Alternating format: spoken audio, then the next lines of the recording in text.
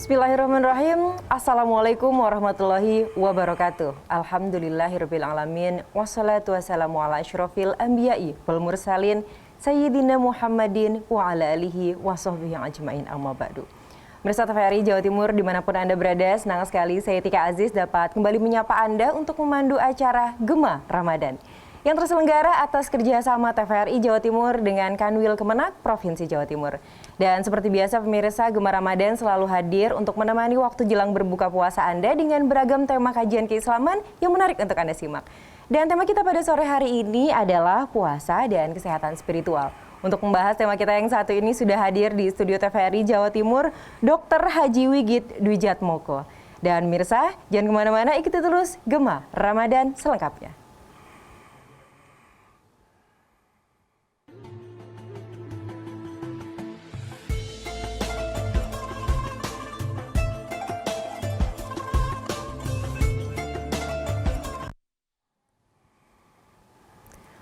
Baik, pemirsa TVRI Jawa Timur dimanapun Anda berada, Anda sedang menyaksikan Gema Ramadan TVRI Jawa Timur. Nah, untuk pembahasan kita pada sore hari ini adalah puasa dan kesehatan spiritual. Langsung saja kita sapa narasumber kita pada sore hari ini pemirsa ya. Assalamualaikum Dr. Wigit. Waalaikumsalam warahmatullahi wabarakatuh. Waduh, kalau dari tampilan ini sehat udah itu ya, Bro? Alhamdulillah.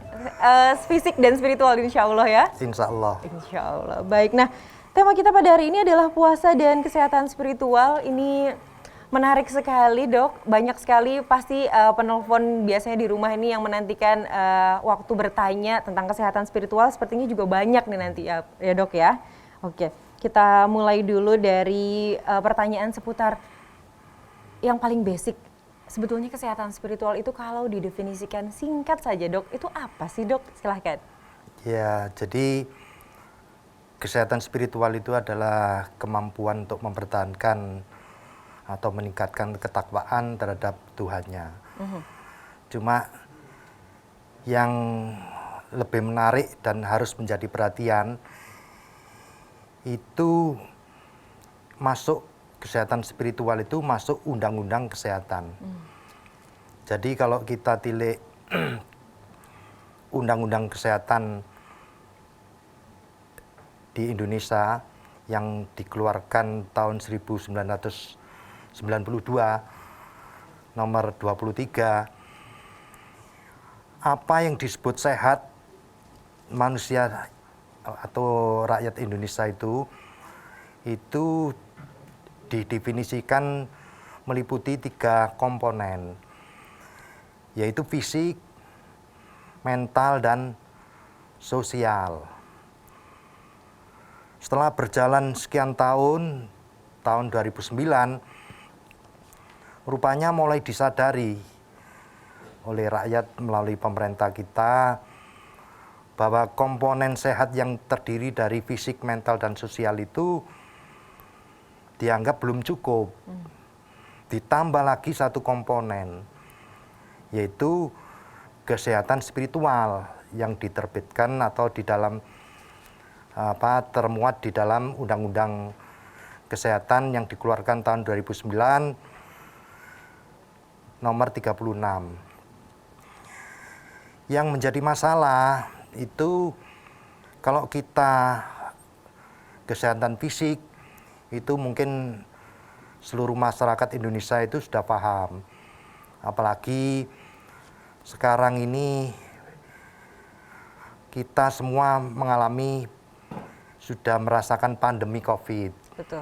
Jadi bagaimana secara fisik itu menghindar dari COVID, sembuh dari COVID, dan bahkan sekarang banyak cara untuk menghindar dari COVID itu secara fisik.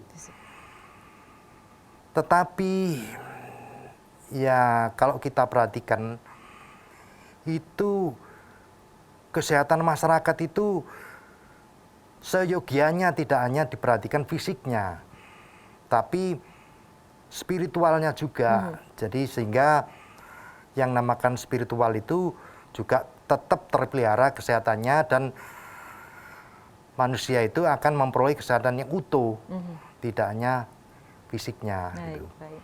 Tapi kalau kita bicara tadi ada komponen-komponen, ada fisik, kemudian ada mental, terus juga ada sosial dan tadi spiritual ya, ya dok ya.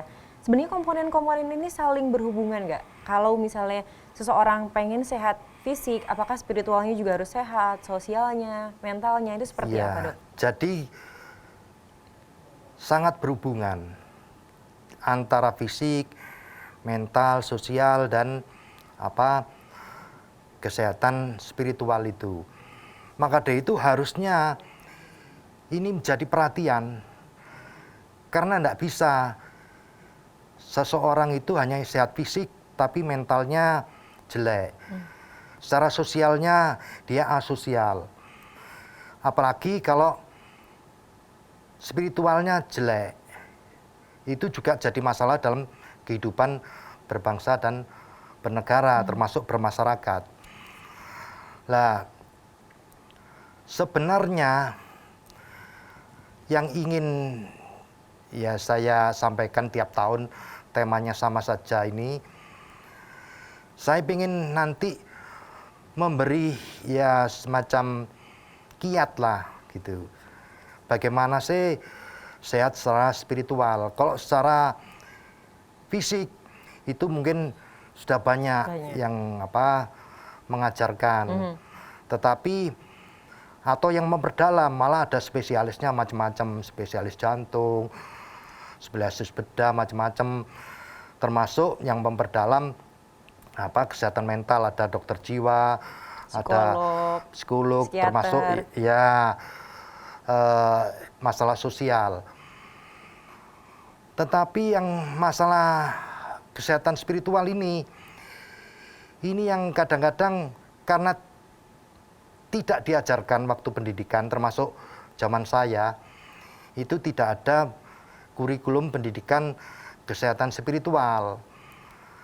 Sehingga condong dokter itu melayani pasien itu tidak semuanya memperhatikan kesehatan spiritual itu, gitu. Itu yang menjadi masalah. Padahal pasien yang dilayani ini harusnya dapat pelayanan utuh.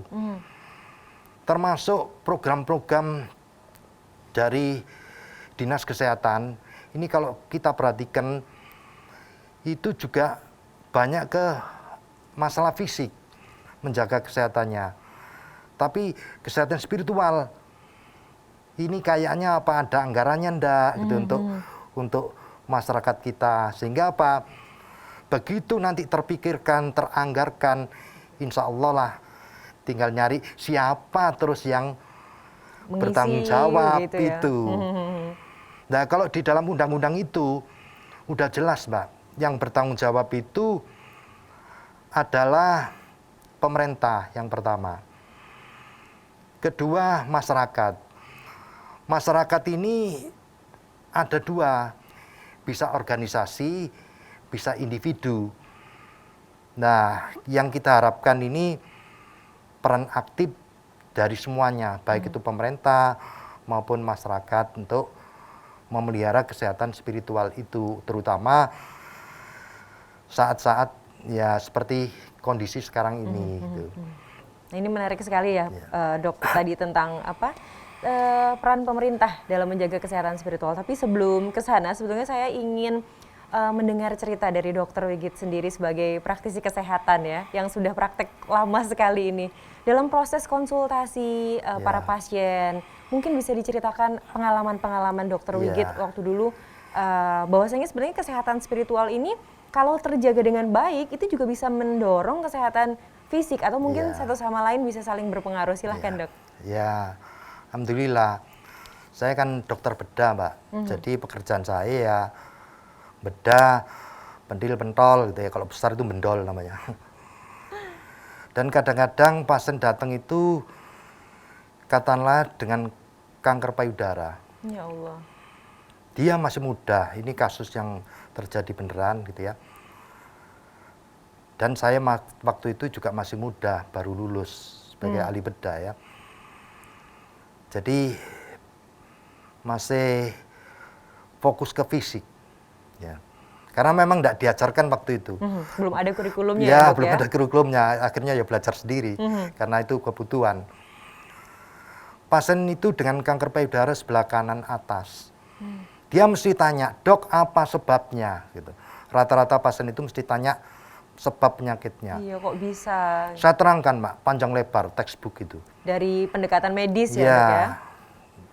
Terus dia tanya lagi, dok kok yang atas ya dok, kok enggak yang bawah? Saya terangkan lagi panjang lebar. Saya pikir sudah puas pasien itu. Ternyata dia tanya lagi, dok kalau dipikir-pikir kenapa ya kok enggak sebelah kiri? Kok enggak tetangga saya yang kena? Oh. Makan saya sama tetangga saya itu sama dok. Apa yang terjadi? Kayaknya ini momentum saya untuk introspeksi diri. Bahwa ilmu eksak saja yang saya pelajari sekian tahun tidak cukup. Saya kaget, ya Allah, kok ada pertanyaan gini saya tidak bisa jawab. Gitu. Kan sama variabelnya kalau dalam penelitian Nah, ilmiah kok kan tidak gitu bisa ya? jawab saya. Dan namanya dokter ya tidak kurang akal. Dokter pinter gitu ya. Gimana, Jadi Dok? saya jawabnya sederhana saja. Ya Allah, kok mampet anu saya ini, ilmu saya gitu ya. Terus saya tanya, Mbak dulu ada ndak kankernya? Oh maaf dok, ndak ada. Saya tiap bulan itu meriksa sendiri. Saya banyak baca majalah-majalah kedokteran. Ndak ada dok. Saya tinggal teruskan aja. Loh kok tahu-tahu ada Mbak? Coba siapa kira-kira ya yang mengadakan itu? Siapa ya dok? Lah ndak tahu siapa. Allah, ya itulah. Gitu. Jadi ndak ada hal kebetulan. Nah ini selalu saya ajarkan ke pasien-pasien Mbak. Ndak ada hal yang kebetulan. Termasuk kenapa kok milih jenengan kena kanker payudara. Ndak kanker gondok, ndak kanker usus, ndak kanker yang lainnya. Karena itu apa yang harus ada di hati kita. Nah ini kiat sudah, kiat untuk Menjaga kesehatan spiritual. menjaga kesehatan spiritual. Pertama kali ikhlas. Ya. Jadi ikhlas ini memang harus diupayakan aktif. Bisa jadi tidak ikhlas awalnya, tapi kemudian dengan menyadari semuanya Allah yang ngatur, maka dia mulai ikhlas. Menghadirkan Allah bahwa ini semua Allah yang ngatur. Nah, apalagi kalau kita lihat surat Al-Hijr ya, surat ke-15 enggak salah. Itu ayat 39-40 itu kan Allah berfirman memberitahu kita bahwa saat iblis itu divonis sesat, dia kan juga tidak rela akan menyesatkan manusia gitu ya. Kecuali dia tidak bisa yang mukhlisin, yang ikhlas. Orang-orang yang ikhlas. Jadi awal pasien saya ajarkan itu. Jadi ikhlas dulu ya Bu. Kenapa itu perlu? Karena pengalaman saya, pasien-pasien saya itu adalah yang datang kadang-kadang sudah terlambat. Padahal dia di dalam kota. Begitu kita gali, dia baru kita tahu bahwa memang ikhlas itu tidak ada yang tahu kecuali Allah. Termasuk malaikat tidak tahu. Makanya tidak bisa mencatat orang ini ikhlas atau tidak bisa mencatat. Yang tahu hanya Allah ya. Ya. Dan Baik. setan tidak bisa masuk kalau kita ikhlas. Baik. Tahan dulu. Dok, tadi satu berarti kiatnya adalah ikhlas ya dok ya. Ikhlas, Nah ya. ini kita akan break dulu sebentar dan kita akan lanjut ke kiat-kiat selanjutnya agar kita punya kesehatan spiritual.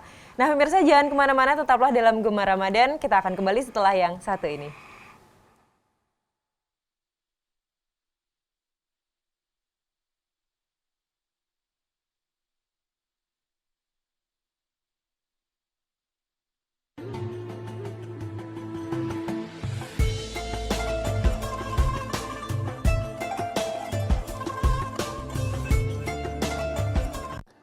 Assalamualaikum warahmatullahi wabarakatuh. Marhaban ya Ramadan. Bulan mulia penuh berkah dan maghfirah telah menyapa. Sucikan hati, bersihkan jiwa, perkuat solidaritas pada sesama. Semoga diampuni segala dosa. Saya Dr. Husnul Marom, Magister Hukum Islam, Kepala Kantor serta keluarga besar Kantor Wilayah Kementerian Agama Provinsi Jawa Timur mengucapkan selamat menjalankan ibadah puasa Ramadan 1443 Hijriah. Semoga amal ibadah puasa kita diterima Allah Subhanahu wa taala. Wassalamualaikum warahmatullahi wabarakatuh.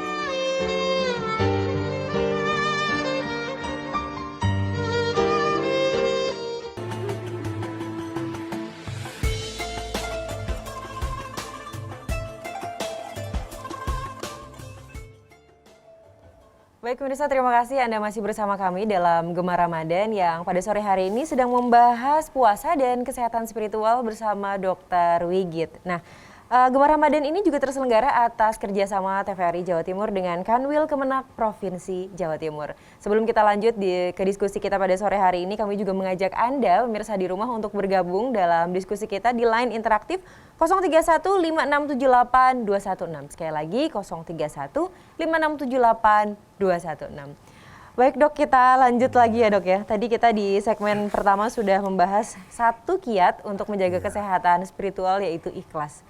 Selanjutnya apa nih dok? Setelah kita ikhlas itu seperti apa yang bisa kita Sebelum lakukan? saya lanjutkan, ada hal pokok yang harus diketahui. Allah itu telah menganugerahi kita itu otak. Otak itu ada sisi kanan, ada sisi kiri.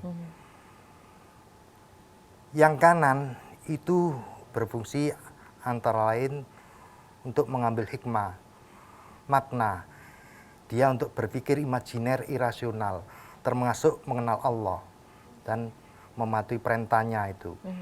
Kalau kesehatan fisik, ini banyak ilmunya itu menggunakan otak kiri. Jadi nanti kita akan banyak menggunakan otak kanan untuk bisa mencerna kiat-kiat sehat secara spiritual. Tetapi hebatnya lagi, Allah sudah mempersiapkan kita sebagai umat muslim untuk bisa mencerna, mengenal Dia, mengenal Allah.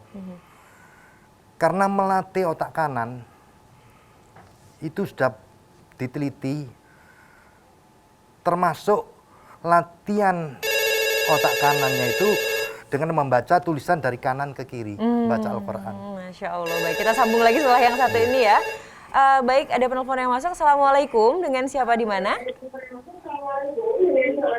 Halo, Assalamualaikum. Waalaikumsalam warahmatullahi. Ya, dengan Bapak siapa di mana Pak?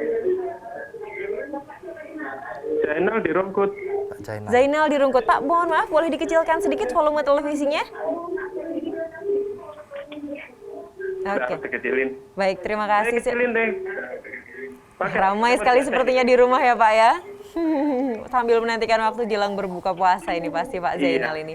Silakan Pak Zainal, langsung pertanyaannya ke Dokter Wigit. Yang pertama ini mau tanya tentang ini tanggapan Pak Dokter tentang antrian minyak ditinjau dari sudut kesehatan spiritual, itu yang pertama. Antrian minyak ya Pak ya? Iya.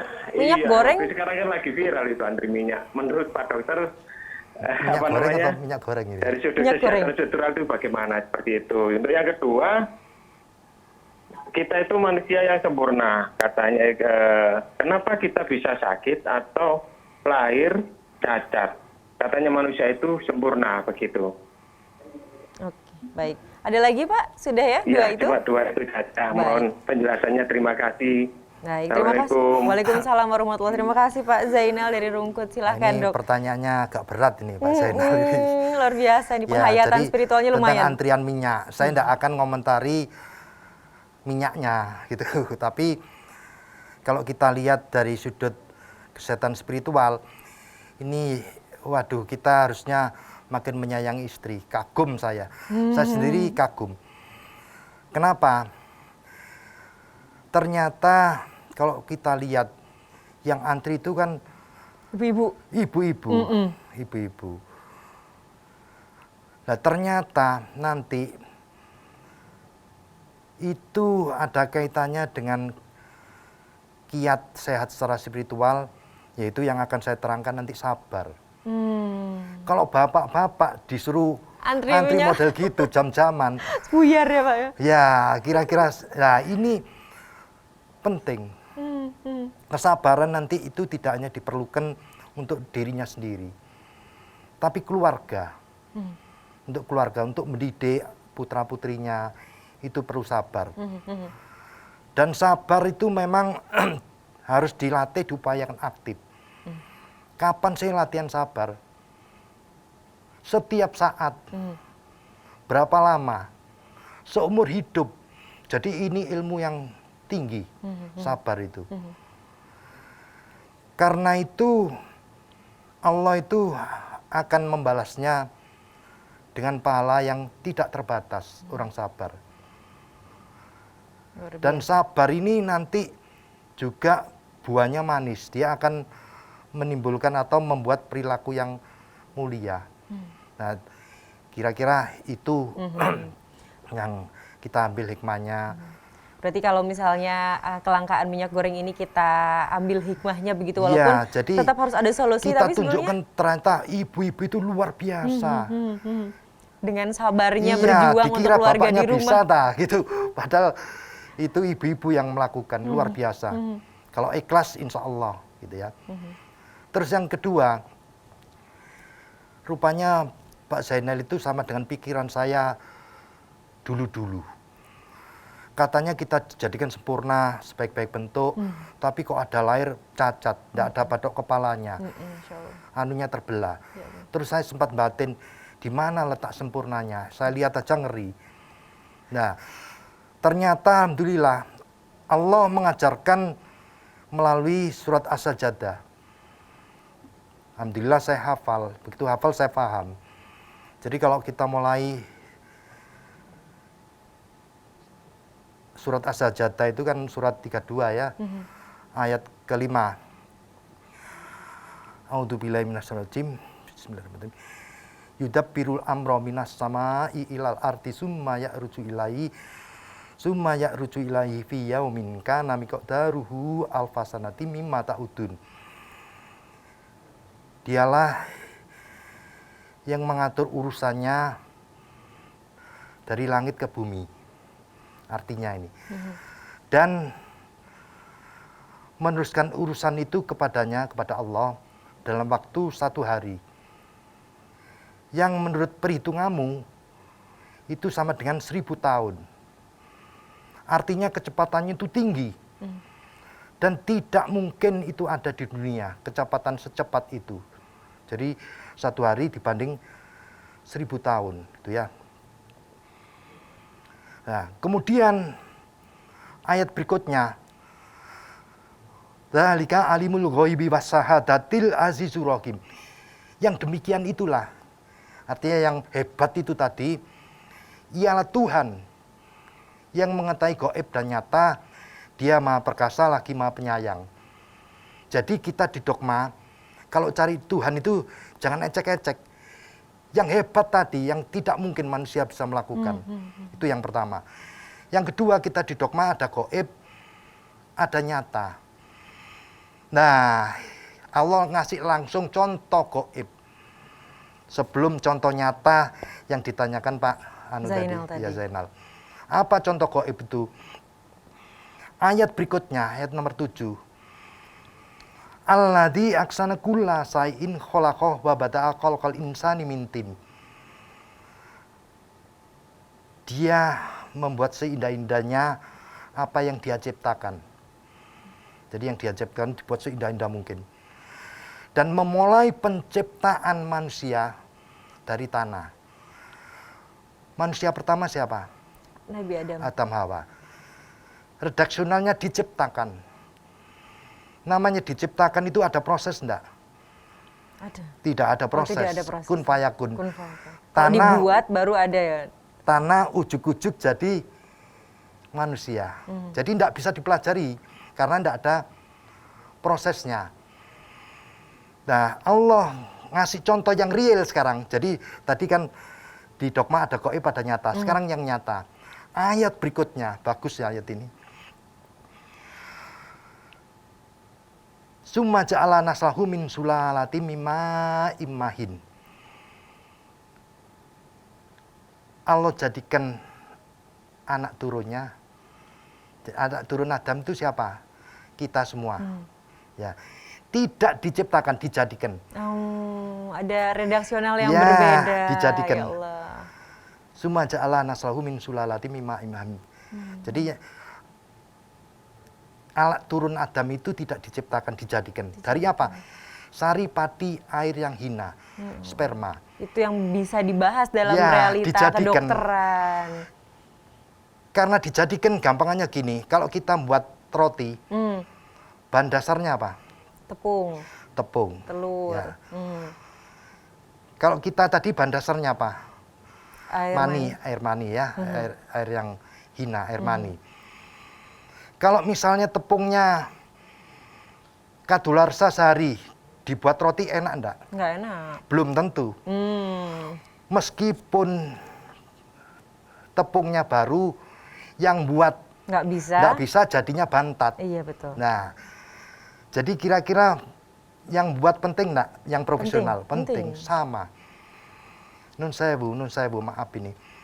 Bapak-bapak titip bahan dasarnya sebentar. Ya. Kemudian yang ngolah 9 bulan 10 hari itu siapa? Ibu. Ya. Sama dengan roti tadi. Begitu yang profesional buat, jadinya bagus. Yang menjadi masalah, kalau kita buat roti, dicampuri garam, jadinya manis atau asin? Asin. Asin. Artinya apa? Karena ada proses, bisa dipelajari, bisa diintervensi. Makanya kejadian manusia itu bahan dasarnya sperma, ya, yang memproses ibunya bisa diintervensi. Artinya apa? Dipengaruhi. Nah, pertanyaannya, yang disebut sempurna bagaimana? Sama dengan pertanyaan saya dulu waktu mahasiswa gitu ya.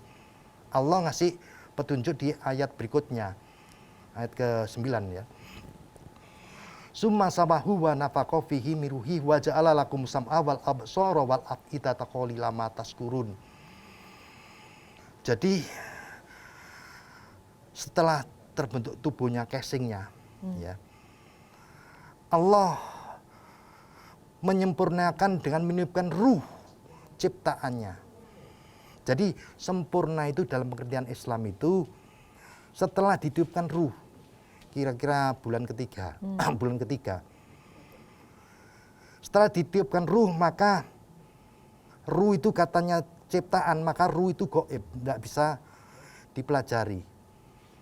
Dan dijadikan buat kamu, lah ini yang penting ini. Pertama pendengaran. Kedua penglihatan. Ketiga hati atau pikiran dan sedikit sekali yang kamu syukuri. Arti ayat itu gitu. Pertanyaannya, anak lahir cacat itu ternyata sempurna atau enggak dalam Islam? Sempurna. Sempurna, karena sudah ditiupkan ruh untuk menyempurnakannya. Dan informasi yang diciptakan, apa yang dijadikan pertama tadi apa? Pendengaran. Ternyata indera yang pertama berfungsi pada janin dalam kandungan itu pendengarannya. Ya Allah. Makanya kalau ingin mendidik, mulai dari awal. Iya, makanya Ya, sering ada. dengarkan apa murotal segala macam untuk merangsang. Jadi kalau pingin putranya nanti Cerdas. gampang menghafal Al-Quran, harusnya ngajarinya mulai dalam kandungan. Ini sudah ilmu populer, jadi semua tahu, bisa dilihat di YouTube bahwa indera pertama pendengaran. Kedua penglihatan. Makanya kalau anak baru lahir di gudang diem aja, tapi begitu digebrak kaget dia. Baru hati atau pikiran dan sedikit sekali yang kamu syukuri. Itulah kira-kira Pak Jainal tadi jawabannya. Jadi Panjang ini sebenarnya, kayaknya. iya, sempurna itu ada definisinya ya, ruhnya itu tadi ya sebetulnya ya. Masya Makanya Allah. orang itu karena bisa diintervensi, baik itu secara fisik dan hatinya tadi, karena dijadikan, maka bisa bermasalah. Iya. Nah, siapa yang mengintervensi hati? Nah, gitu itu ya. kan Itu kalau kita lihat surat Al-An'am ayat 112, itu Allah telah menjadikan musuh para nabi, yaitu setan dari golongan jin dan manusia, yaitu kira-kira yang akan mengintervensi hati kita. nah itu yang manusia harus hati-hati dan Ya. harus menjaga terus kesehatan Dan spiritualnya agar tidak tergoda. lucunya kalau kita perhatikan surat Al-An'am juga ayat 128, saat nanti jin dan manusia dikumpulkan di padang mahsyar, ditanya jin, jadi yang ditanya jin, hei bangsa jin, kenapa kamu banyak menyesatkan manusia? Apa itu jawabannya? Setelah Yang satu jawab ini. manusia, Oh. karena banyak memperoleh kenikmatan dari bangsa jin. Baik, kita angkat dulu penelponnya. Ya. Assalamualaikum dengan Waalaikumsalam. Iya, dengan Bapak siapa? Di mana? Waalaikumsalam warahmatullahi wabarakatuh. Waalaikumsalam warahmatullahi Ya, dengan Mas Rizky Mojokerto, Mbak. Silahkan pertanyaannya langsung ke Iya, Dr. Wigit. pertanyaannya begini, Pak Kiai. Bahwasanya manusia itu kan dengan adanya puasa, dengan berkaitan dengan spiritual kita ini betul-betul erat sekali. Mengapa? Pertanyaan saya, mengapa bangsa kita ini tidak mau untuk menengok ke belakang tentang daripada rohani seseorang, yang dilihat hanya fisiknya saja, sehingga di sana menurut kami lebih cantik kalau para orang-orang ahli ini betul-betul kedua-duanya dikolaborasi. Jadi dikolaborasi sehingga nanti akan menciptakan betul-betul puasa ini menjadikan rahmatan lil alamin. Terima kasih. Assalamualaikum. Waalaikumsalam warahmatullahi Silahkan tanggapannya, Dokter Wigit. Katanya harus ada kolaborasi nih, mungkin antara fisik dan Iya, spiritual, Pak. Jadi, rohani. kalau kita lihat puasa, itu seluruh pelajaran sehat spiritual itu ada di situ. Pelatihan di puasa. Mulai yang pertama tadi ikhlas. Jadi begitu kita ikhlas karena Allah, itu akan hadir Allah di situ. Yang otak kiri tidak mampu menjamah. Kehadiran Allah itu bisa kita rasakan dengan otak kanan. Makanya kita nanti akan senang mentaati apa yang diperintahkan Allah, malu kalau kita melanggarnya. Meskipun itu gaib gitu ya. Makanya syarat utama sehat spiritual itu harus percaya yang gaib dulu. Ya. Karena spiritual ini kan Ya. dimensinya dimensi Begitu keikhlasan bukan itu empiris. ada, ya, baru akan timbul kesabaran nanti. Nah, kesabaran ini memang penting kalau kita lihat apa surat Al-Baqarah 153, ya. Itu memang kita diperintah Allah itu kalau minta tolong kepada Allah itu dengan sabar dan sholat gitu. Dan Allah sudah menyatakan bahwa Allah itu bersama orang-orang yang sabar, orang-orang yang sabar. Jadi enak enggak? Jadi orang sabar. enak tapi berat, Dok. Enak. Tapi surat Al-Baqarah 155 kita sudah dimingimi enak enggak sabar, enak, ngomong enak. Allah sudah begitu kita ngomong enak, Allah di surat Al-Baqarah 155 kamu pasti tak uji. Ini yang Jadi ada beratnya. kepastian mau tak uji kamu.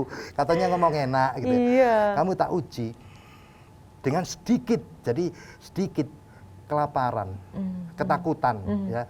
Jadi sedikit ketakutan, cemas, sedih, macam-macam ya, gelisah, kelaparan, harta, jiwa, dan buah-buahan gitu ya.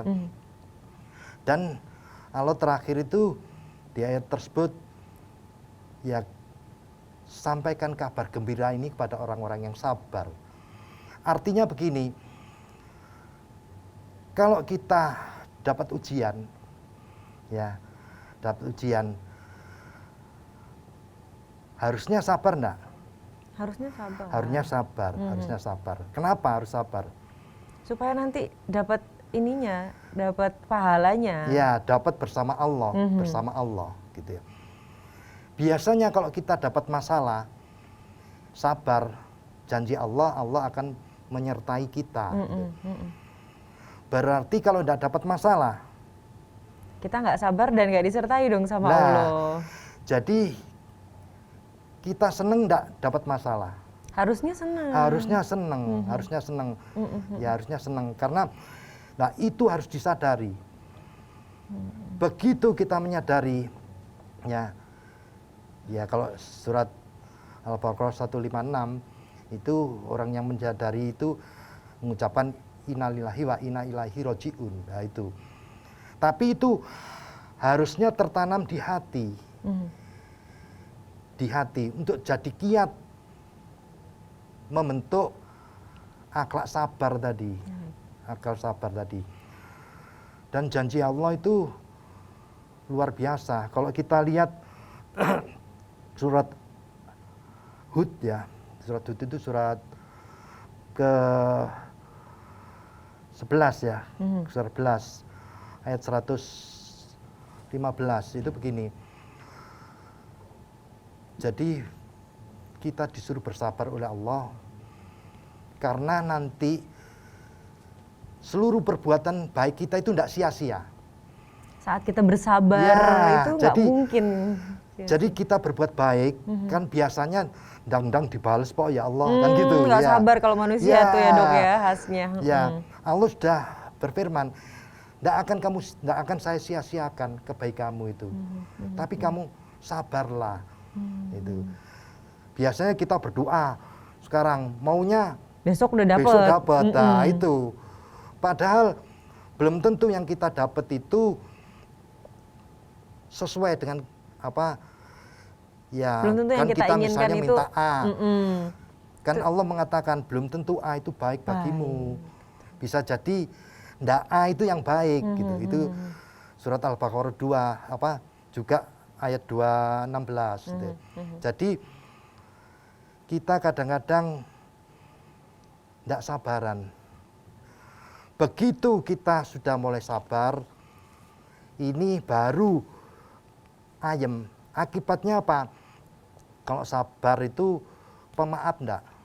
Ya harusnya. Harusnya pemaaf, harusnya pemaaf. Nah, ini pengalaman nyata ini. Baik, Dan baik. perawat saya sudah hafal. Kalau ada orang habis operasi kanker payudara, kontrol, kemudian tidak mau antri, Wah, ya dengan alasan apapun, kita itu sedih. Aduh, ini mesti bermasalah, bener itu. Dok, tapi ditahan dulu lanjutan Ya, ceritanya. ya. Kita break dulu sebentar ya Ya. dok ya. Baik pemirsa, inilah tadi dua kiat yang sudah dibahas oleh Dr. Wigit untuk memiliki kesehatan spiritual yaitu ikhlas dan sabar. Kita akan lanjut ke kiat selanjutnya. Jangan kemana-mana, tetap dalam Gemar Ramadan.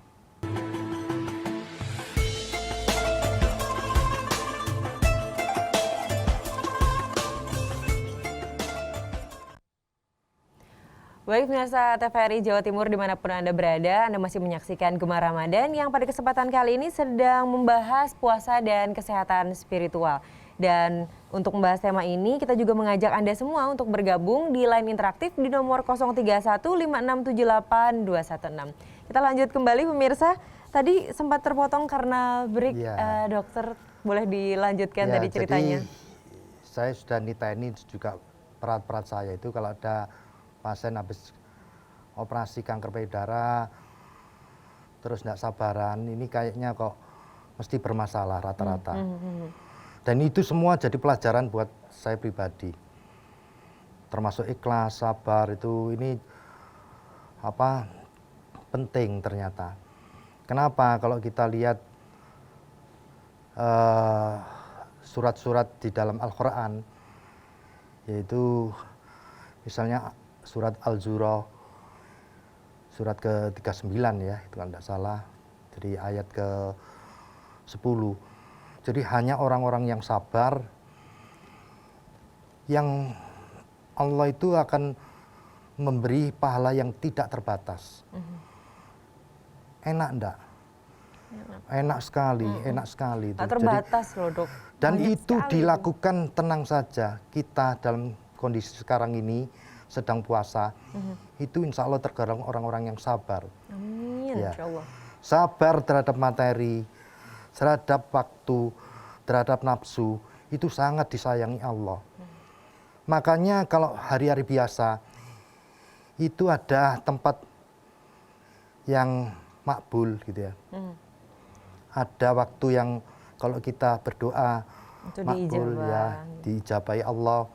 Tapi khusus bulan Ramadan itu semua. Nah, Satu itu. bulan penuh ya dok ya. Iya. Masya Allah. Karena apa? Karena sabar, makanya kita diminta untuk minta tolong kepada Allah dengan sabar dan sholat, tapi Allah mendampingi orang yang sabar. Karena sabar ini non-stop. Betul, Ya. luar biasa sekali Ya. orang-orang yang sabar. Baik, kita angkat dulu dok Ya. telepon yang satu ini. Assalamualaikum. Waalaikumsalam. Ya, mohon dibantu sedikit dikecilkan suara volume televisinya Pak. Oh, dikecilin aja. Halo? Ya, silahkan dengan Bapak siapa di mana? Oh ya, Sani di Surabaya. Baik, silahkan Pak Sani, pertanyaannya langsung saja pada Dokter Ya, Wigif. jadi saya mau nanyakan tentang ini ya, puasa dan spiritual. Ini dengan dokter ya? Betul. Ya. Iya Pak Dokter, mau nanya, ini bagaimana menyikapi tentang kalau puasa itu kita harus istirahat gitu ya, harus banyak tidur. Nah, itu dari medis itu gimana? Apakah terus kita harus melakukan aktivitas berat seperti biasanya kayak nggak puasa, ataukah harus ada pengurangan di hari pertama lalu penyusian? Apa memang kita selama puasa itu harus menghindari yang berat-berat? Terus terakhir soal olahraga, bagaimana menyikapi kalau kita pas puasa kita harus melakukan olahraga. Lah kalau mungkin dari spiritual mungkin juga bagus ya melakukan ibadah. Tapi kalau olahraga itu bagusnya enaknya pas di awal habis sahur, apa menjelang buka, atau pas habis buka malamnya aja olahraga gitu dok. Mungkin ada wejangan. Baik, Ya. baik. Terima kasih. Selamat sore. Assalamualaikum. Waalaikumsalam warahmatullahi wabarakatuh. Terima kasih Pak Ya, pertanyaannya, jadi silahkan. memang puasa itu berdampak juga terhadap fisik. Dan Allah itu sangat-sangat baik. Jadi toleransi dan paham. Jadi tidak memaksakan kalau memang fisiknya lemah, ada keringanan-keringanan. Itu artinya apa? Memang ada beban untuk fisik. Tetapi coba rasakan. Nun Sewu ini pengalaman pribadi ya. Saya itu alhamdulillah puasa Daud. Sehari puasa serindak, sehari puasa serindak. Saya sampai detik ini seneng badminton, Pak. Nanti malam habis tarawih saya badminton sampai jam 11, Senin sampai dan Kemis. Kalau Minggu pagi. Oke. Jadi kalau mau datang monggo di Kruka sana. Saya nanti malam badminton.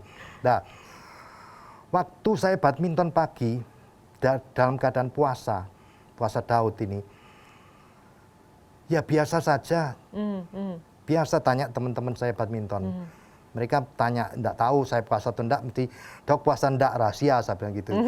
Tapi yang saya rasakan, saya juga heran, kok kuat gitu.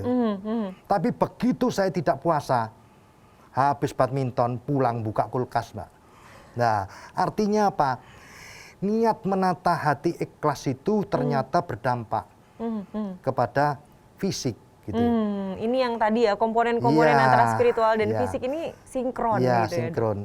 Dan yang kedua, begitu kita puasa ini, jangan berharaplah fisik. Ya. Kalau banyak kajian tentang nambah sehat segala macam, misalnya enggak nambah sehat, apa enggak jadi puasa. Misalnya enggak berpengaruh ke jantung, apa enggak jadi puasa. Makanya melihatnya puasa ini seyogianya selain yang sudah banyak beredar tinjauan fisiknya, tapi coba pakai otak kanannya. Tinjauan Iming-iming spiritual. Allah itu hanya bisa tertarik kita kalau pakai otak kanan. Termasuk orang berpuasa itu akan melatih kesabaran. Kesabaran itu sangat dicintai Allah dan macam-macam janjinya surga. Itu semua tidak bisa pakai otak kiri, otak kanan gitu ya. Artinya kalau Bapak tadi menanyakan seputar apakah harus ada porsi kegiatan yang dikurangi atau istirahat yang jadi lebih banyak, sebetulnya itu seperti apa, Dok? Ya, gini. Nun sewu, kan kalau kita lapar, gawane itu kadang-kadang lemes. Nah, apa yang bisa ngatasi lemes itu? Motivasi berpikir pakai otak kanan gitu. Kalau dituruti ya tidur terus, ya lemes terus. Makanya nanti mudah-mudahan begitu sudah selesai Ramadan, teruskan kebiasaan untuk berpuasa. Ya, karena banyak yang terangsang di situ dari sisi kesehatan spiritual yang terlatih. Misalnya pada puasa kita disiplin enggak? Disiplin sekali. Iya, bangunnya, ya, semuanya ditata disiplin. makannya. Ya, itu lanjutkan biar menambah disiplin, biar terpelihara. Banyak tuntunan dalam agama kita itu untuk puasa sunnah kan gitu. Disiplin terhadap makanan bisa menimbulkan rasa jujur enggak? Iya. Iya, mau makan siapa yang ditakuti? Tidak ada yang lihat. Aja. Nah, itu. Nuansa menghadirkan Allah itu yang dilatih saat puasa itu Allah sangat senang. Makanya yang nilai biar aku sendiri kata Allah. Ya, tidak perlu malaikat, biar saya sendiri menilai dan membalasnya karena balasan orang-orang sabar itu tidak terhingga. Di surat anu tadi ya, Az-Zura tadi. Artinya kalau aktivitasnya sebetulnya aktivitas fisiknya masih normal saja, bukan yang sangat berat ya, begitu biasa kita itu fisik itu akan menyesuaikan. Betul. Sama dengan belum pernah badminton ya sakit semua. Tapi kalau kita lanjutkan ya happy. Betul. Malah saya hiburan satu-satunya ya badminton itu. Kalau sudah badminton nggak mikiri pasien. Sama kayak suami saya, Dok. Iya. Kalau udah badminton sepertinya Bapak tadi juga sama nih, Iya. suka sekali dengan olahraga. Artinya berarti tinggal kita membiasakan diri Iya, saja cuman dan begini. menguatkan motivasi.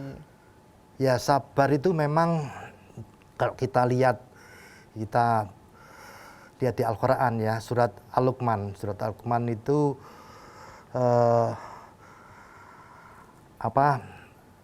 ayat yang ke-17 ini menasihati putranya, wahai anak-anakku gitu ya, ke anaknya ini.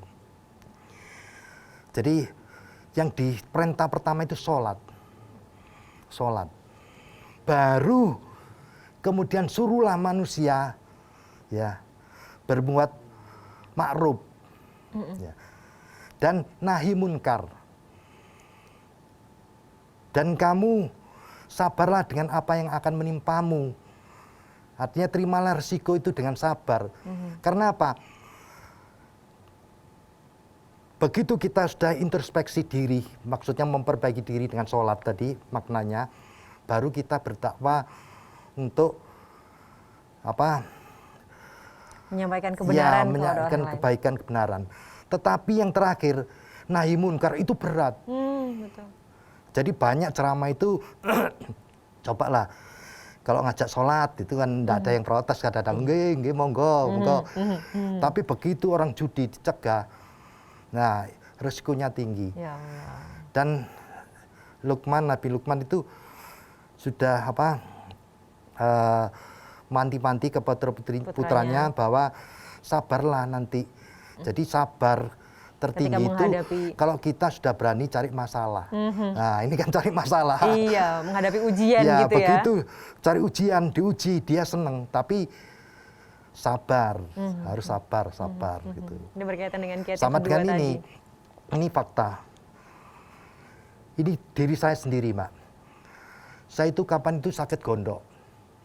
Ada tumor di gondok saya. Masya Allah. Secara ilmu saya tidak akan hilang, akan berakhir operasi. Ya Allah. Saya tiap mau ngimami saya pegang.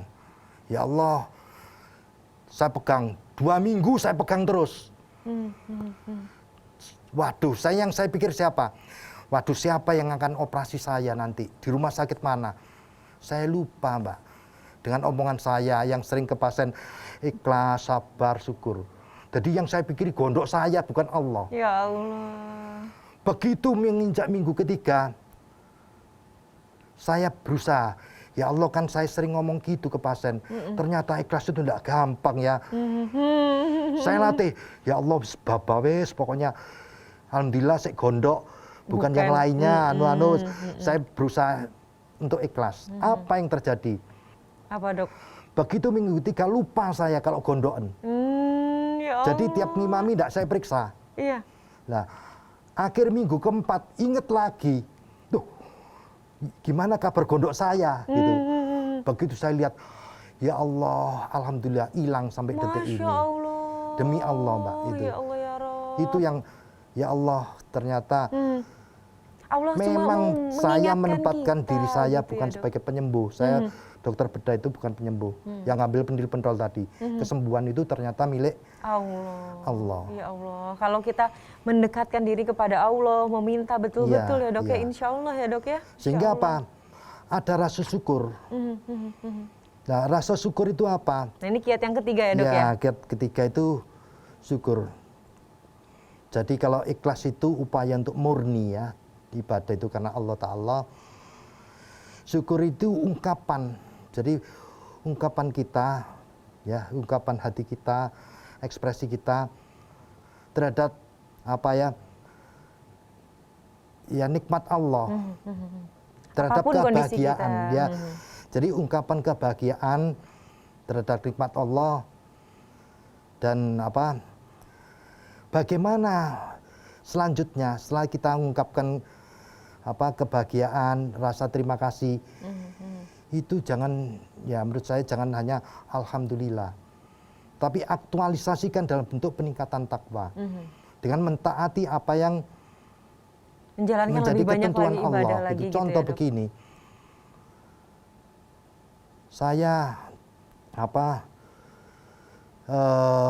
punya mata, nikmat Allah, ya kita syukuri. Tapi kita tidak menempatkan nikmat itu sesuai ketentuan Allah.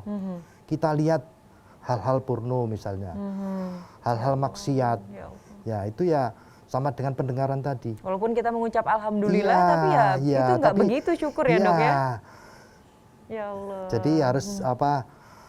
Ya digunakan dengan Iya, benar. gunakan nikmat itu karena apa? Ya sama dengan nikmat itu kan titipan semua. Betul, betul. Ya. Baik, Dok. Kalau kita dititipi harusnya dijaga lah gitu. Digunakan Biar yang- sesuai dengan yang punyanya Ya, maunya biar yang apa. punya seneng gitu, Betul, betul. ya. Baik, baik, Dok. Berarti 3 tadi kiatnya ya, Dok ya. Luar biasa sekali. Ada ikhlas, kemudian ada sabar, dan terakhir adalah syukur. Silahkan, Dok. Ini kita sudah di penghujung acara Gemar Ramadan hari ini. Mungkin bisa disampaikan kesimpulan dari Ya, sebelum saya pembahasan kita menyimpulkan hari saya mohon ini. maaf. Saya juga sudah diberi ujian oleh Allah untuk praktek apa yang saya sampaikan itu dengan kena COVID, masuk ICU 3 minggu, tidak sadarkan diri, Ya Allah. pakai ventilator, kemudian tidak bisa jalan, tidak bisa duduk selama 3 bulan pakai oksigen, tapi Ya Allah. alhamdulillah sekarang dengan mencoba ikhlas, sabar, dan syukur tadi, alhamdulillah Allah memberi kebaikan. Maka dari itu kesimpulannya, ya dalam kondisi puasa saat ini itulah menjadi ladang latihan untuk mencapai kesehatan spiritual utamanya untuk umat muslim. Jadi Baik. lakukan puasa dengan ikhlas, sabar, dan banyak penuh rasa bersyukur. syukur. Ya. Oke, baik. Terima kasih banyak Dr. Wigit, mencerahkan sekali, memotivasi kita semua untuk menjaga puasa kita demi kesehatan spiritual dan menggapai ridho Allah. Semoga kita bisa Amin. bertemu lagi di lain kesempatan ya, Dok ya. Nggih, amin. Baik.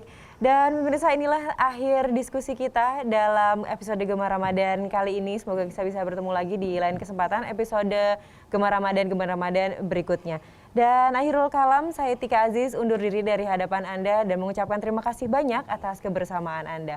Wallahul muwaffiq ila aqwamit thoriq. Wassalamualaikum warahmatullahi wabarakatuh.